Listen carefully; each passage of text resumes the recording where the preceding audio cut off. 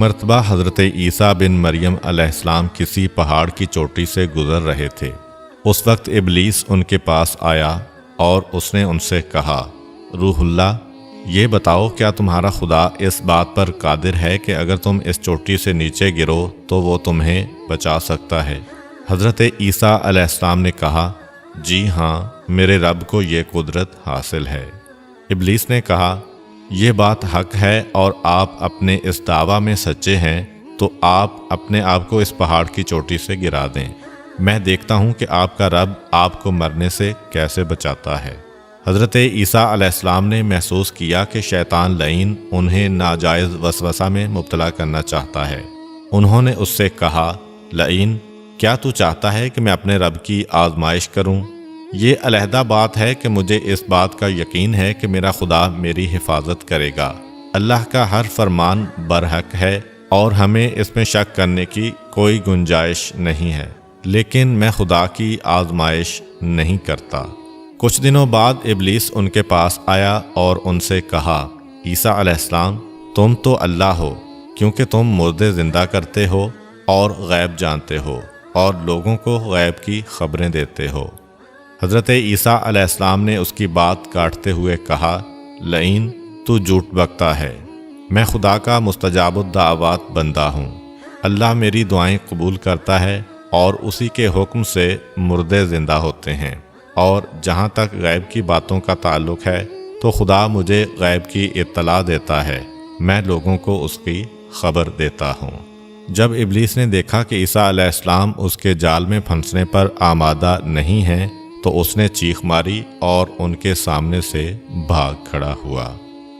ابو نصر نشاپور کا ایک سلطان ہو گزرا ہے۔ ایک مرتبہ وہ لاؤ لشکر سمیت اپنے دارالحکومت میں داخل ہو رہا تھا کہ ایک مکان سے قاری کی آواز نے اسے چونکا دیا۔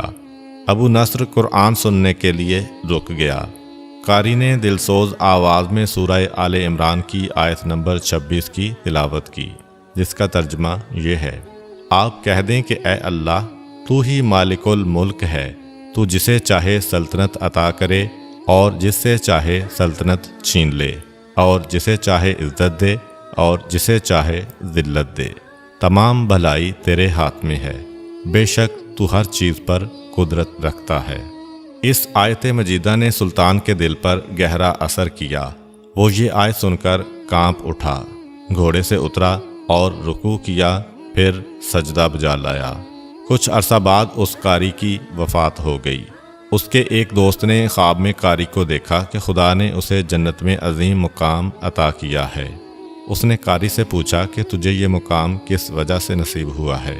قاری نے جواب دیا، میں تو ایک بدکار اور گناہ گار انسان تھا، میرے نامہ اعمال میں کوئی خاص نیکیاں نہیں تھیں، مگر اس کے باوجود خدا نے مجھ پر خصوصی کرم کیا اور مجھے یہ مقام عطا کیا، اور خدا نے مجھ سے فرمایا، تو نے دنیا میں ایک سلطان کو ہماری عظمت یاد دلائی تھی، اس کی وجہ سے ہم آج تجھ پر رحم کر رہے ہیں اور تجھے بلند مقام عطا کرتے ہیں۔ جی ہاں، اللہ تعالیٰ کا فرمان ہے، فاذکرونی اذکرکم، تم مجھے یاد کرو، میں تمہیں یاد کروں گا۔ پرانے زمانہ میں انطاکیہ ایک بہت بڑا شہر تھا۔ یہ شہر ایشیائے کوچک میں واقع تھا۔ اس شہر کی لمبائی 12 میل تھی اور اس میں انسانوں کی ایک بھاری تعداد قیام پذیر تھی۔ انطاکیہ شہر کے لوگ گمراہ اور ظالم تھے۔ وہ ستاروں اور بتوں کی پوجا کرتے تھے۔ اللہ تعالیٰ نے ان کی رشد و ہدایت کے لیے ان کے پاس 2 نبی بھیجے۔ اہل شہر نے ان کی تکذیب کی تو ان کی تقویت کے لیے تیسرے رسول کو وہاں بھیجا گیا۔ چنانچہ تینوں انبیاء نے لوگوں کو خدا کے راستہ کی دعوت دی اور شہر کے گوشہ گوشہ میں انہوں نے تبلیغ دین کی، لوگوں کو توحید کی دعوت دی، معاد اور یوم قیامت سے آگاہ کیا اور انہیں عذاب خداوندی سے خبردار کیا۔ اہل شہر بڑے بدبخت تھے۔ 3 انبیاء کی مشترکہ تبلیغی کوششوں کا ان پر کوئی خاص اثر نہ ہوا اور پورے شہر میں صرف 40 افراد نے ہی دعوت حق کو قبول کیا۔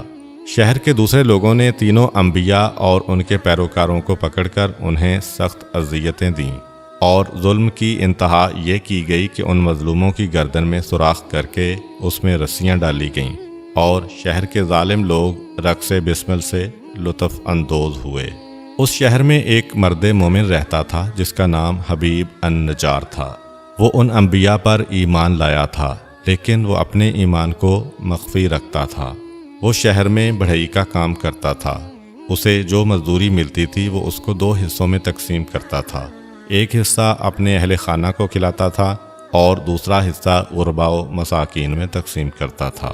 جب حبیب النجار کو اس ظلم کا پتہ چلا تو انہوں نے اپنی قوم کو تبلیغ کرتے ہوئے کہا، اے میری قوم، ان رسولوں کی پیروی کرو، ان کی اتباع کرو جو تم سے کوئی اجر نہیں مانگتے اور وہ راہ راست پر ہیں، اور میں کیوں نہ اس ذات کی بندگی کروں جس نے مجھے پیدا کیا ہے اور جس کی طرف تم سب کو پلٹ کر جانا ہے۔ کیا میں اس ذات کے علاوہ کسی کو معبود بناؤں؟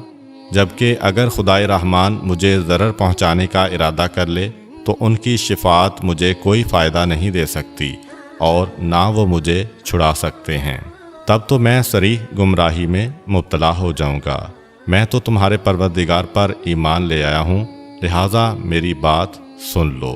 کیا میں اسے چھوڑ کر دوسرے معبود بنا لوں؟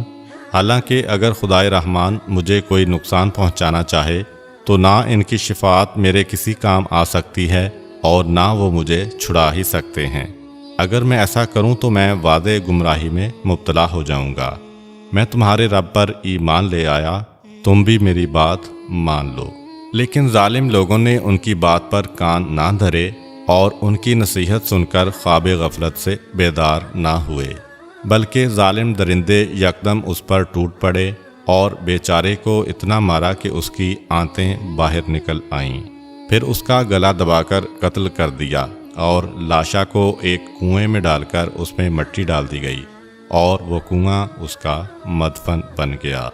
بعض روایات کے مطابق ظالموں نے اسے پکڑ کر آری سے 2 حصوں میں تقسیم کیا تھا۔